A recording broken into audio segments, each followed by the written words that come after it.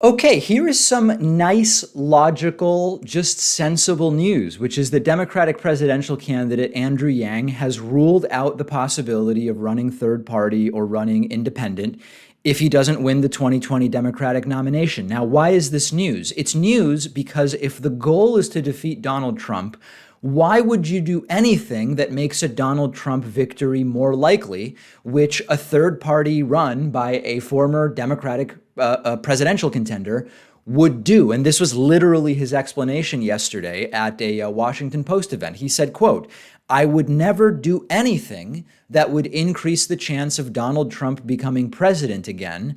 The goal is to beat that man, get him out of the Oval Office." Now, again, you might still be saying, but David, why is this news? Why is this something that you're talking about? It's news because there is a contingent of the electorate in the United States, including on the left, and it's a toxic contingent, that has a sort of burn it all down mentality. If it's not my candidate, then I don't care who wins, even if it's the worst person. And I would even encourage, this is not me saying it, it's them, I would even encourage them to run third party. I don't care if that takes just enough votes from the eventual Democratic nominee to allow Donald Trump to slide into a second term. And this is particularly relevant today because it's the type of attitude that had people on the left who didn't like Trump, but also didn't like Hillary, staying home in 2016 because, so they said, they're effectively the same, voting third party in 2016. And now Donald Trump increasingly controls the judiciary for decades with his Supreme Court picks, and now more than 25% of high-level judges have been selected by Donald Trump. He has ruined endless important alliances, geopolitical alliances. He has embarrassed the world in a way that will take a very long time to recover from. And that is why this is great to just hear from Andrew Yang. And maybe this is actually a good time to talk a little more generally about Andrew Yang. Most people in my audience know that I was both one of the earliest people interviewing Andrew Yang. I mean, well over a year ago, before he was getting very much attention. I won't say I was the first person interviewing him, but very early I got interested in talking to Andrew Yang because we've been talking about universal basic income for years at this point on the show. But also, my audience knows that I've been critical of Andrew Yang when he has an idea that I think is not 100% there, for example. I also don't think that he's going to win the nomination. But I don't really get some of the attacks against Andrew Yang that I've been seeing. The idea of Andrew Yang as some kind of libertarian Trojan horse, it's very boring to me. He appeals to some people who are on the libertarian center right. Tulsi Gabbard appeals to a bunch of people that are on the right. It would be wrong to say Tulsi is a white supremacist because David Duke endorsed her. In the same way, Yang is not, some stealth right-wing libertarian because some libertarians like him. There is a fair criticism to make about Andrew Yang that he sees politics sort of as like a project management thing or like a consultancy. You bring in a business consultant and they just figure out what tweaks to make. Okay, that's a fair criticism.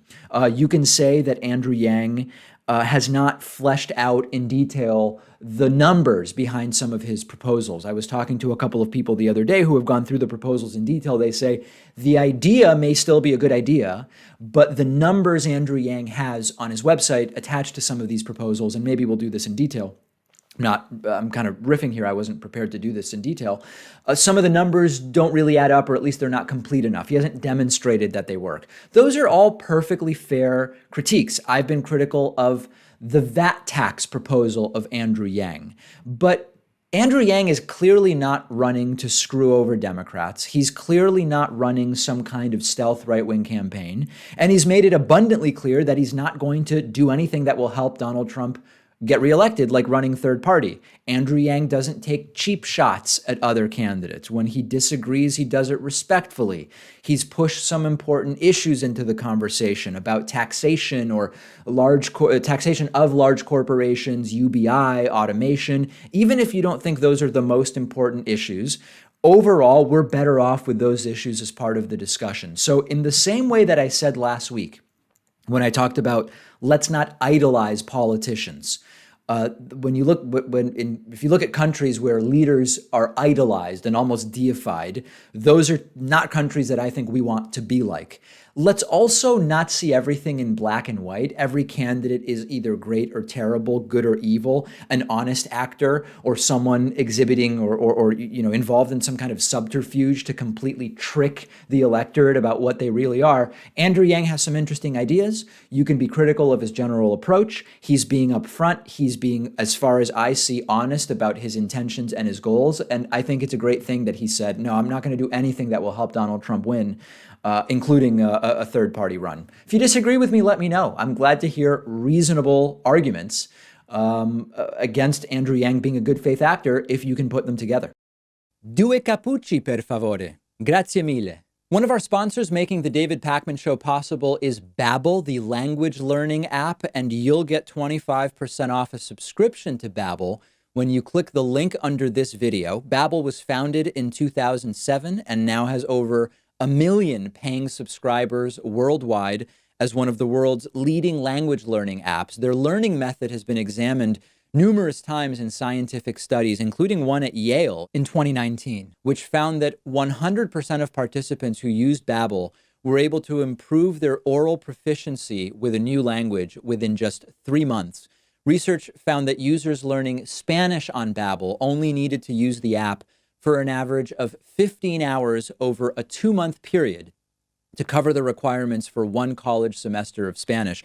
I recently went to Italy and used Babbel to brush up on my Italian for a few weeks leading up to the trip. And I was actually surprised at how much I was able to absorb in such a short amount of time. After practicing Italian on the Babbel app, I was able to hold some conversations with locals in Italy. I could understand a lot more of the Italian that I was hearing. And the progress I made was extremely inspiring in keeping me going and continuing to use the app to get even better. I'm also about to use the app to start learning German, which I'm looking forward to. I really would recommend Babbel to anyone who watches our show, and you can save 25% on a subscription to Babbel when you click the link right underneath this video.